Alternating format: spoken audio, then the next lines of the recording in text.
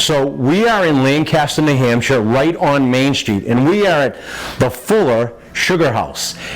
Dave, thank you so much for inviting me into your business and into your store. And you're a true sugar maker, right out in the field, straight out guy, right? You're actually out there in the middle of winter. Yeah, oh yeah, yeah. Now, can you tell me, because I spoke to you many times, what you've been doing to prep up for making this? And people always say, hey, how come it's kind of expensive? They probably say that a lot, right? That's what Sure, and it's because it takes 45 bottles that size filled with sap to end up with this bottle of syrup. Really? Wow. So, And this really tastes good. oh yeah. Really good. Yeah. Now, one of the things I noticed in your store, which you have a lot of goodies. I mean, everything from pancakes to blueberry to everything for, of course, the topping, which is the treat. It's like the Christmas tree, is the maple syrup. And it comes in different flavors, kind of, sort of, doesn't it? Sure, and I mean, we have golden, amber, and dark, and that just has to do with the time of the season, and quite honestly, the mood of Mother Nature on a given day. So if it's all weather related. If it's a good weather related. And how does that work as far as how the maple sugar tastes? You know, maple sap likes cool weather. If the weather gets warmer, it changes the composition of the sugars in the sap, and so you get a darker, stronger flavored syrup. If it stays on the cold side, tend to make the lighter grades of syrup. Now, your passion is you truly, and it definitely seems like it, you really enjoy doing this. It's not even a job.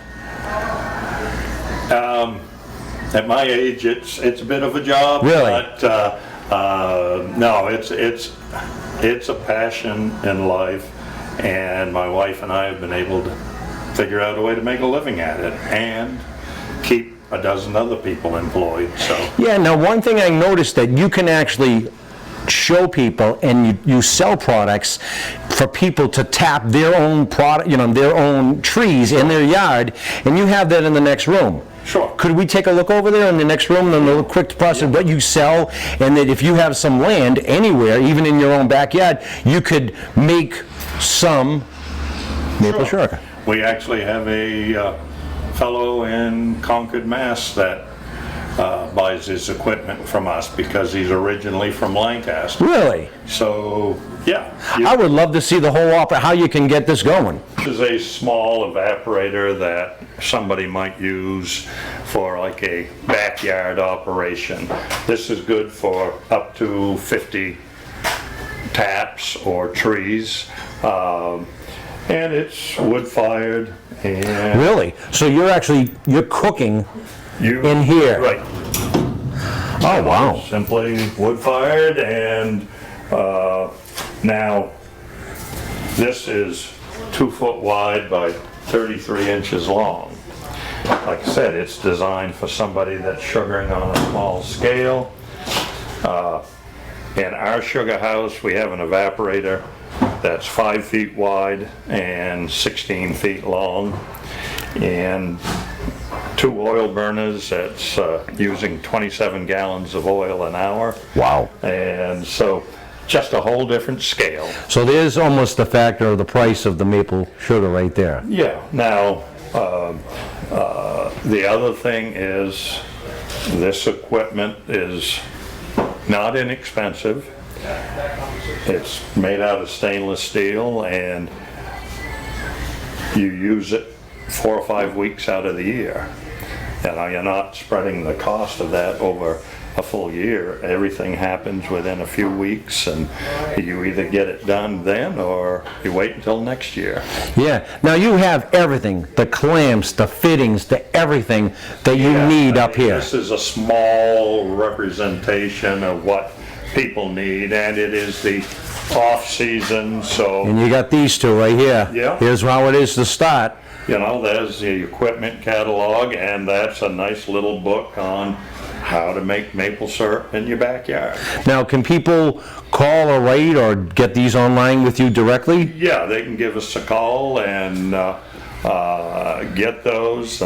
May not be on our website, but just give us a call. There's always somebody here. So ask for Dave or ask for anybody in the office.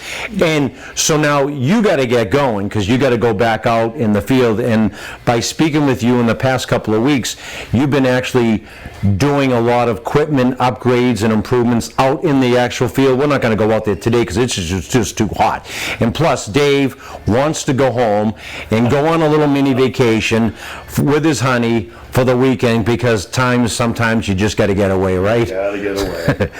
Gotta get away. So you've been out there all week doing? I split my time between what's going on here at the store and what's going on out in the woods. I'm very fortunate. I have an extremely talented woods crew. Quite often they tell me I'm not needed in the woods, and the folks here say I'm not needed here, so I should go to camp more often. You should. Now, can I ask you, Dave, do you think I would fit in with the crew out there in the field, or would they challenge me, or would I be up for the challenge? They would challenge you. Really? These guys are they're hardworking, highly intelligent people, but they're rednecks. Well, yeah, and that's what it takes to get really They in get there. it done. Yeah, well, there it is. In the spring, we literally work, the guys that work in the woods work dark to dark. Matter of fact, some of them use headlamps and they work after dark. Really? And you got to get it done.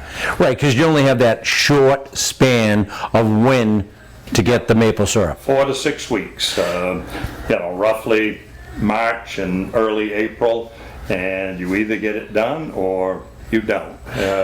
I keep saying maple syrup, but it's not maple syrup coming out of the tree. No. You're making maple syrup with this, so maybe I'm saying that out of text.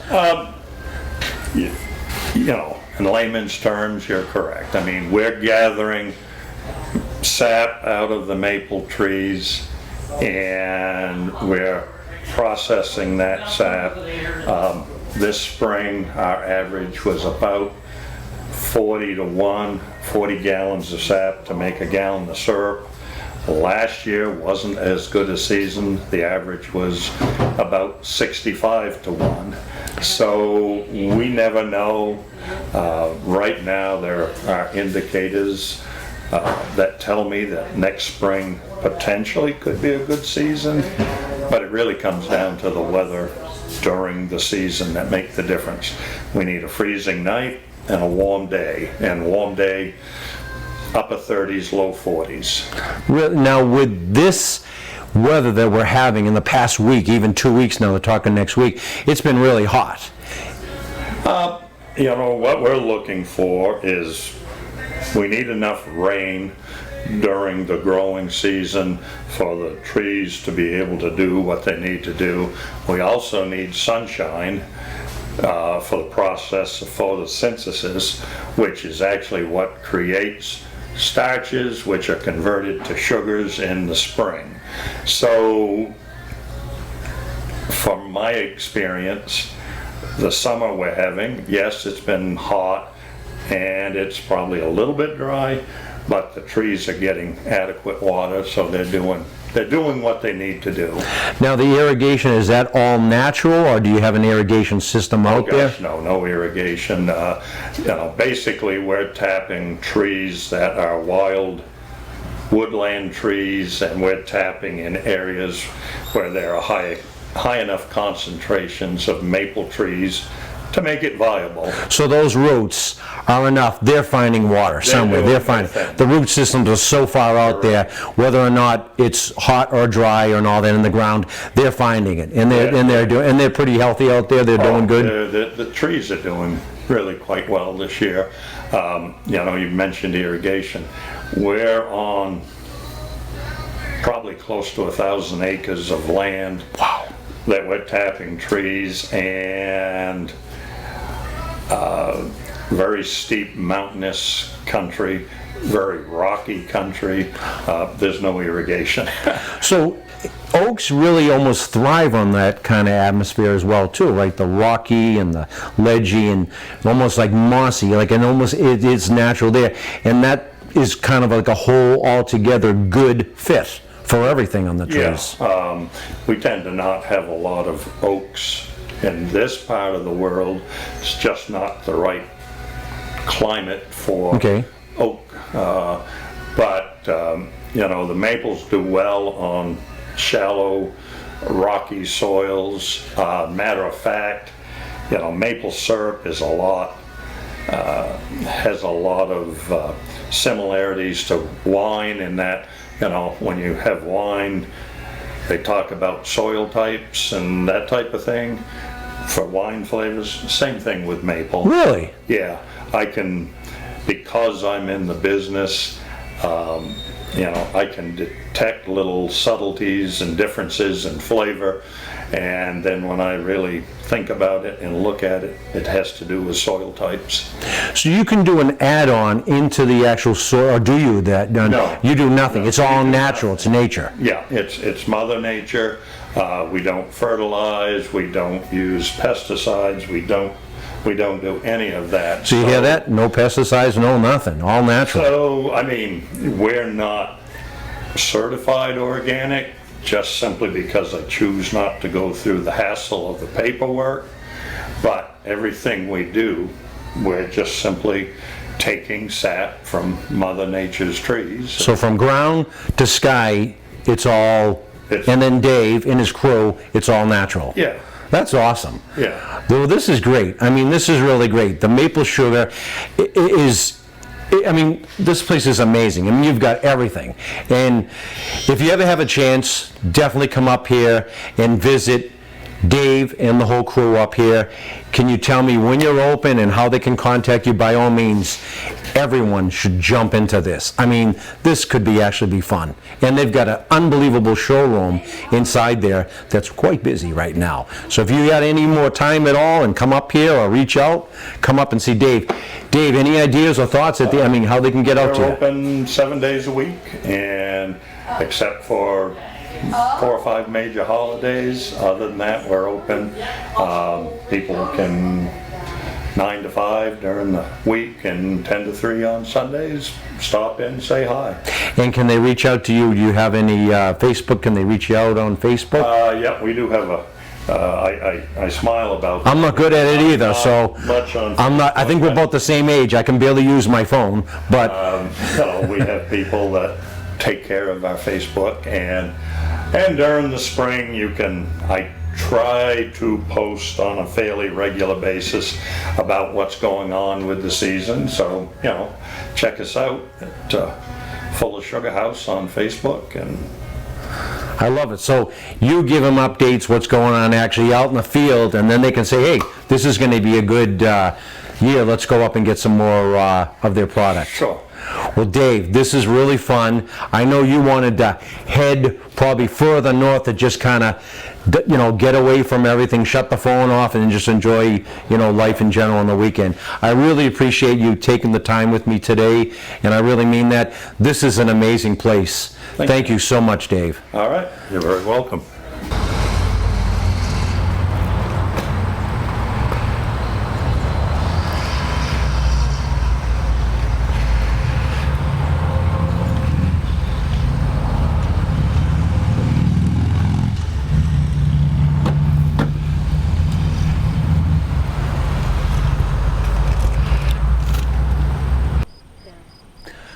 So that's what the sign says right there, community garden.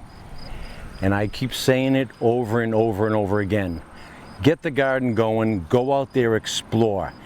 All the way up here from the White Mountains all the way down to south. Wherever you live, there's gardens everywhere. Go out there, look, explore, enjoy nature. Butterflies, birds, trees. There's so much out there. There's so much energy that you've just got to grab it and have fun in the garden. You know, whether it be from the lawn, whether it be from looking from the side of the roads at all the trees, color's gonna be coming up soon in the fall, and we all love to look at trees. We're gonna try to come up here and look at some of the color that they have up here. But Town of Lancaster has it going on, and they've got their own community garden, and it's just bustling with joy over there. And you can have fun. I always say that, have fun. So always have fun in the garden. This is Jimmy K from Around the Garden with Jimmy K, and get the garden going. Thank you so much. Any ideas or any suggestions you have for the show, reach out to me. Follow me on Facebook, Around the Garden with Jimmy K. If you want us to come out in your yard and tell us what you have and showcase your garden, let us know. Thank you so much. Enjoy.